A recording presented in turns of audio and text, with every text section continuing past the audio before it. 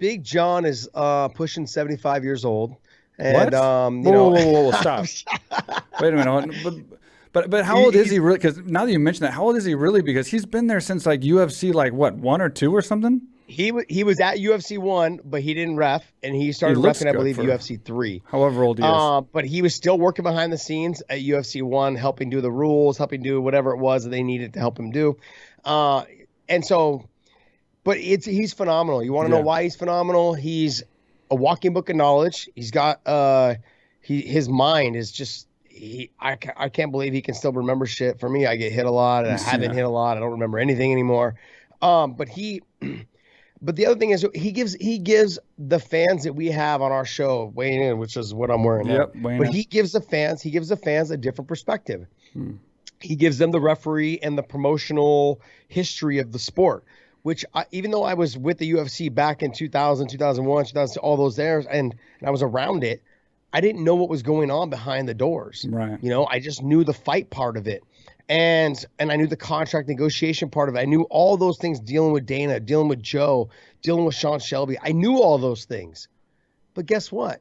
The game has changed, and it's progressively changed, you know, throughout, whether it's Bellator, whether it's UFC, whether it's ONE. But I've worked for all these organizations at some point in time. You know, I fought for the UFC, fought for Pride, fought for Strikeforce, fought for Dream, worked for ONE FC as a commentator, worked for Bellator. Now I work for Bellator as a commentary, like doing analyst work. So I've been around in every organization and seen how it all works. It's fun, man.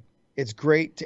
But working with him has definitely been eye-opening, because some of the history from when the sport started, he's definitely got into and talked to me about. And that's a lot of the conversations that I told you about, like how we became close friends, sitting down, having breakfast together at events that we're working shows, and just picking his brain, wanted to know what he thinks, you know. And we definitely have a lot of different opinions, you know, on things, whether it's fights, whether it's you know, stars and athletes and celebrities and all that stuff, you know, politics. We have our different views on things.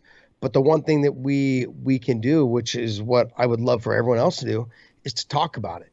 Like, you can't get anything solved unless you sit down and have a conversation. You know, like this, oh, well, my team wins is bullshit. You know, it's like, oh, if you don't see my way, or, you know, that whole tribalism, my team's better than your team. It's a bunch of bullshit. Yeah. You know, obviously I am going to favor the Bellator organization because I work for them. But I also see, like, I feel like today I gave you a very good, unbiased opinion of how Dana is handling things. Yeah. And I have whether I like the guy or not, the one thing I can do is speak knowledgeably about how I feel like he's doing the best he can in those type of things. Big John has said repeatedly, like, he has sided with Dana, he sided with the UFC several times, but he also understands the fighter point of view as well. And I think he gets a lot of that from talking to guys like myself, talking to other fighters that he's worked with, trained with, all those things. So when he's not closed-minded, he understands and he listens, and that's somebody that I need to be around. I need to know the knowledge that he brings, but it also, I bring the young, even though I'm old, I bring the young part of it all too to him. Like, hey, well, you know, I remember this. And he's like, no, it didn't happen that way. Behind the scenes, it happened this way. Yeah, but from my point of view, from the fighter's point of view, it actually happened like this. He's like, oh yeah, I didn't think that way. You know, so we work well together.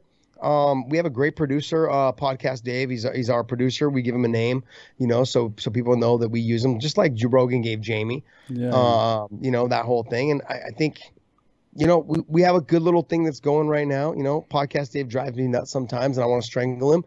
But it's like having a little brother you never wanted, you know. And sometimes you gotta be friends with him and play with him, and, you know, and encourage him to, you know, to be who he is. But I love it, man. I love the group that we have right now. We have a good little thing, and the numbers have grown. I think we're growing like 1,000 subscribers a week. It's nice. You know, as of now. And there was a couple weeks in there where we that first week of UFC fights, we grew 6,000 subscribers in 1 week.